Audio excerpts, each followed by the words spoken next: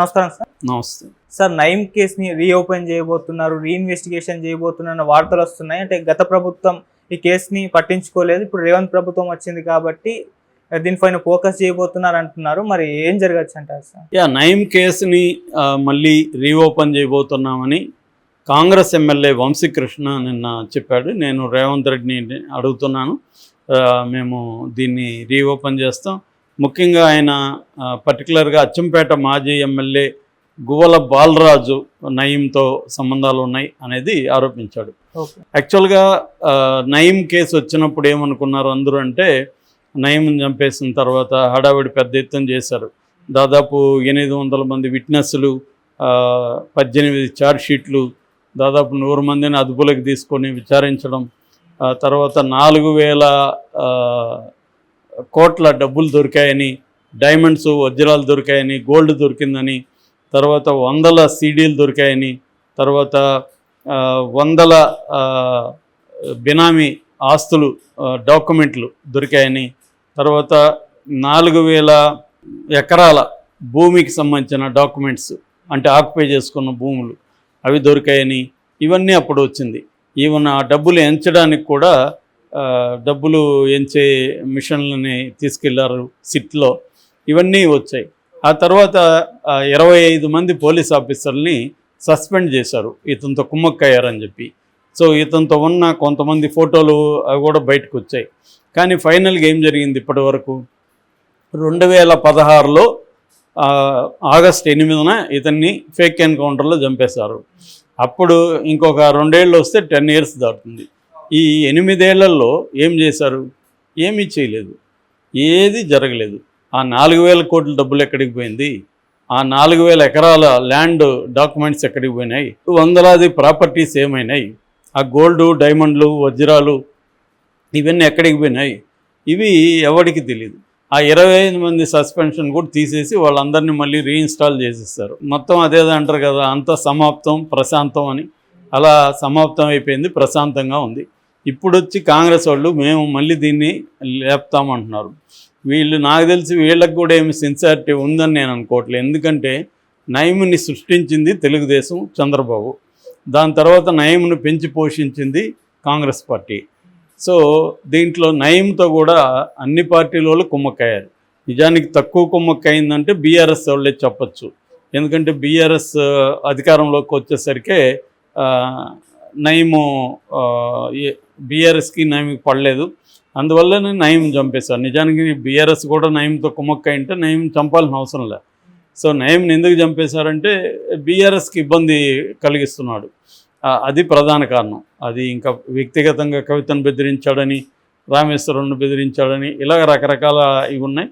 So నేను cinema తీసినప్పుడు Nayeem diaries అని నేను రీసెర్చ్ చేశాను. దాదాపు 1 ఇయర్ పైన జైల్లో ఇతనితో పాటు ఉన్న వాళ్ళని కలిశాను, బయట పోలీస్ ఆఫీసర్లను కలిశాను, రాజకీయ నాయకులు కలిశాను, బాధితుల్ని కలిశాను, చాలామందిని కలిస్తే తెలిసింది ఏంటంటే, నయీం అనే ఒక భూతం అనండి, రాక్షసుడు అండి, ఎవరైనా అండి, అటువంటి ఒక క్రిమినల్ని క్రియేట్ చేసింది ఎవరు? ఈ ప్రభుత్వము, పోలీసులే. వీళ్ళు 2 రకాలుగా అతను వాడుకున్నారు. ఒకటేమో నక్సలైట్ మూమెంట్ని అణచివేయడానికి కనీసం ఒక 100 మంది టాప్ నక్సలైట్ లీడర్ని చంపడానికి నయీంను ఉపయోగించుకున్నారు. నయీం స్వయంగా కూడా కొంతమందిని చంపాడు. ఎందుకంటే నయీం గోల్ కూడా జీవితంలో నక్సలైట్లు అంతం చేయడమే. దానికి నయీంకి ఒక పర్సనల్ రీజన్ ఉంది, అది నా సినిమాలు ఇవన్నీ కూడా చూపించాను నేను. సో అందువల్ల నయీము గోలు, పోలీసుల గోలు ఒకటైంది. సో నయీంని అరౌండ్ 2000లో 7 ఏళ్ళు జైల్లో ఉన్న నయీం 93లో వ్యాసుని చంపిన కేసులో నయీం అరెస్ట్ అయ్యాడు. వ్యాసుని జనవరిలో చంపితే ఫిబ్రవరిలో 93లో అరెస్ట్ అయ్యాడు. అక్కడి నుంచి 7 ఏళ్ళు జైల్లో ఉన్నాడు. 7 ఏళ్ల తర్వాత 2000 సంవత్సరంలో అతన్ని బయటికి తీసుకొచ్చారు, SIB కంట్రోల్లో పెట్టుకున్నారు. సో ఇక్కడ ఏమైందంటే నయీంని ఇటు రాజకీయ నాయకులు, ఇటు పోలీసులు తమ పర్సనల్ గెయిన్స్ కోసం కూడా ఉపయోగించుకున్నారు. అంటే నయీం ఎప్పుడైతే తన పెద్ద టీమును ఫామ్ చేసుకోవాలి, నాకు ఆయుధాలు కావాలి, నక్సలైట్లని ఇది చేయాలంటే అని వాళ్ళకి చెప్పినప్పుడు, నువ్వు ఏ దందాలు చేయి, దోపిడీలు చేయి, ఏమన్నా చేయి, మాకైతే నక్సలైట్లను పట్టించు, నువ్వు మిగతా విషయాలు ఏమన్నా చేసుకో అని పర్మిషన్ ఇచ్చేశారు. దాంతో నయం ఏం చేశాడు, బిగినింగ్లో దోపిడీలు కూడా చేశాడు, బస్ దోపిడీలు ఇలాంటి దొంగతనాలు దోపిడీలు కూడా చేశాడు. తర్వాత అతనికి అర్థమైంది ఏమంటే ల్యాండ్ గ్రాబింగ్ ఈజీ అని అర్థమైంది. ఎందుకంటే 2000 సంవత్సరం మనం కానీ గుర్తుంటే చరిత్రలో అదే టైంలో ఇక్కడ ఐటీ బూమ్ స్టార్ట్ అయింది హైదరాబాద్లో. దానివల్ల ల్యాండ్ విపరీతంగా ల్యాండ్ మీద వాల్యూ పెరగడం మొదలుపెట్టింది. సో దాంతో నయం ఏం చేశాడంటే, నయంకి మిగతా క్రిమినల్స్ తేడా ఏంటంటే, నయం వెరీ వెరీ ఆర్గనైజ్డ్ క్రిమినల్. 7 ఏళ్ళు జైల్లో ఉన్నప్పుడు జైల్లో పటేళ్ల సుధాకర్ రెడ్డి అని అతిపెద్ద మిలిటరీ ఎక్స్పర్ట్ మావోయిస్ట్ పార్టీలో, వాళ్ళకి సెంట్రల్ మిలిటరీ కమిషన్ ఉంటుంది, ఆ మిలిటరీ కమిషన్ ఇన్ఛార్జ్ అనమాట ఈ సుధాకర్ రెడ్డి. ఈ సుధాకర్ రెడ్డి దగ్గర ఈయన నయం ట్రైనింగ్ అయ్యాడు జైల్లో. అంటే వాళ్ళకి జంగ్ అనే ఒక పత్రిక కూడా వస్తుంది మావోయిస్టులకి. అంటే ప్రతి ఎక్కడైనా పోలీసులను చంపినా లేకపోతే ఎవరిని చంపినా దాంట్లో డీటెయిల్గా విత్ మ్యాప్ గ్రాఫికల్గా చెప్తారు, మ్యాపులతో సహా ఎట్లా పోయినాం, టీం ఎట్లా ఉండింది, అసాల్ట్ టీం ఏంటి, డిఫెన్స్ టీం ఏంటి, ఇవన్నీ కూడా దాంట్లో డీటెయిల్గా ఉంటుంది. అలాగే ఇవన్నీ ఈ విషయాలంతా 7 ఏళ్ళు జైలు అంటేనే ఖాళీగా ఉంటుంది, పని పాటలేదు వీళ్ళకి. ఎవరు శిక్ష పడిన వాళ్ళకే అక్కడ పనులు ఉంటాయి, శిక్ష పడని వాళ్ళకి ఏం పనులు చెప్పడానికి లేదనమాట. వీళ్ళకి ఎవరికి శిక్ష పడలేదు. సో అందువల్ల వీళ్ళు ఏం చేశారు, 24 అవర్స్ వీళ్ళు జైల్లో ట్రైనింగ్ అవ్వడం, ఎట్లా చేయాలి, మిలిటరీ యాక్షన్స్ ఎలా చేయాలి, ఇవన్నీ. తర్వాత బయట వచ్చినాక ఎస్ఐబి వాళ్ళ నుంచి కూడా ఇతనికి ట్రైనింగ్ అంతా దొరికింది. అంటే 2 లీతల్ ఆర్గనైజేషన్స్ నుంచి ఇతనికి సపోర్టు, ట్రైనింగ్గు, వాళ్ళ ఎక్స్పీరియన్సు అంతా కూడా అందింది. దాని తర్వాత ఇతను ఏం చేశాడు, తన సైన్యం ఒక 250 మందిని ఎక్స్-నైట్లను తీసుకున్నాడు. వీళ్ళల్లో కొంతమంది రకరకాల స్కిల్ ఉంటాయి. ఇప్పుడు ఒకరిని చంపాలనుకో రెక్కీకి ఒక టీం వాడతాడు. తర్వాత అసాల్ట్ టీం అంటారు, అసాల్ట్ అండ్ డిఫెన్స్ టీం ఉంటుంది. అంటే ఒక వ్యక్తిని చంపడానికి ఒక 10 మంది ఉంటారనుకో, 10 మందిలో 3 అసాల్ట్ టీం ఉంటారు, అంటే అటాక్ చేస్తారు. మిగతా 7 మంది డిఫెన్స్ టీం ఉంటారు, అంటే ఈ 3 వీళ్ళు సేవ్ చేస్తుంటారు ఇంకెవరైనా అటాక్ చేయకుండా. ఇలాగే ఇది ఒక మిలిటరీ పద్ధతిలో వెళ్తుందనమాట. అట్లాగే వాళ్ళకి వెపన్స్. తర్వాత సరెండర్ అయిపోయేదానికి ఇంకో టీం ఉంటుంది, ముందే సరెండర్ అయిపోతాడు.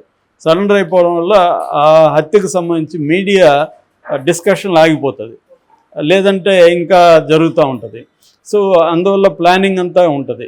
సో సరెండర్ అయిపోయేవాళ్ళు వేరే వాళ్ళు, రెక్కీ చేసేవాళ్ళు వేరే వాళ్ళు, చంపేవాళ్ళు వేరే వాళ్ళు, ఇలాగ మొత్తం టీమును పెట్టుకున్నాడు. బెదిరించడానికి ఒక టీము, ల్యాండ్ ఆక్యుపై చేసేదానికి ఒక టీము, ఇలాగ స్పెషలైజేషన్ అనమాట.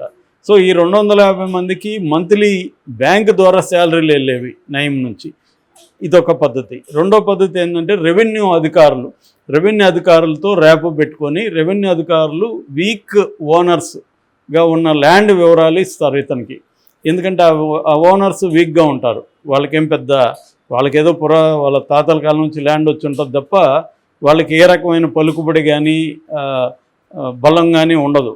అలాంటి ల్యాండ్స్ వివరాలు తీసుకోవడం, వీళ్ళ టీం వెళ్ళి వాళ్ళని బెదిరించడం, వాళ్ళ 1 ఎకరా 10 కోట్లు అనుకో, వీళ్ళు 2 కోట్లు అతనికి ఇచ్చి రాయించుకోవడం లీగల్గా. ఈ రాయించుకోవడానికి మళ్ళీ ల్యాండ్ రిజిస్ట్రేషన్ అధికారులతో కూడా ఇతను మాట్లాడుకున్నారు. వాళ్ళే ఇతను పిలిచిన చోటుకు వచ్చి రిజిస్టర్ చేసుకొని వెళ్ళేవాళ్ళు. ఇలాగ మొత్తం పోలీసు వ్యవస్థకి అందరికి కూడా వాటాలు ఉంటాయి. దాదాపు 14 మంది ఐపీఎస్ ఆఫీసర్లు ఒక్కొక్కరు 100 కోట్ల పైన సంపాదించుకున్నారనే విషయం చాలామందికి తెలుసు. ఇతను ఉపయోగించుకొని ఇతను ఎవరితో పోలీస్ ఆఫీసర్తో అవసరం ఉన్నా ఒక కీ తీసుకొని వెళ్ళేవాడంట. ఆ కీ కారుది కావచ్చు, ప్లాట్ది కావచ్చు, ఆ కీస్ ఇచ్చేవాడు అతనికి. సార్ మీరు ఇంకా ఎందుకు ఆల్టోనే వాడుతున్నారు, ఇదిగోండి అని ఒక లగ్జరీ కారు ఇవ్వడం, అట్లాగే ఒక ఫ్లాట్ ఇవ్వడం, మీ కూతురికి పెళ్ళి అవ్వబోతుంది కదా సార్ గిఫ్ట్గా తీసుకోండి అని. ఇట్లా ఇవన్నీ ఇతను చేశాడు. సో అందువల్ల దీంట్లో కాంగ్రెస్ నాయకులు ఉన్నారు, ఇతనితో తెలుగుదేశం నాయకులు ఉన్నారు, కొంతమంది బీఆర్ఎస్లో తర్వాత వెళ్ళిన బీఆర్ఎస్ నాయకులు కూడా ఉన్నారు. అందువల్ల ఇది ఒక పుట్ట లాంటిది, ఇది కలబెడితే రేవంత్ రెడ్డి మీదకి కూడా వస్తుంది. కాబట్టి రేవంత్ రెడ్డి కలబెట్టడు. ఒకవేళ కలబెట్టదలుచుకుంటే ఓన్లీ కేసీఆర్ని ఇబ్బంది పెట్టడానికి మాత్రమే దీన్ని వాడుకొని వదిలేసే అవకాశం ఉంది.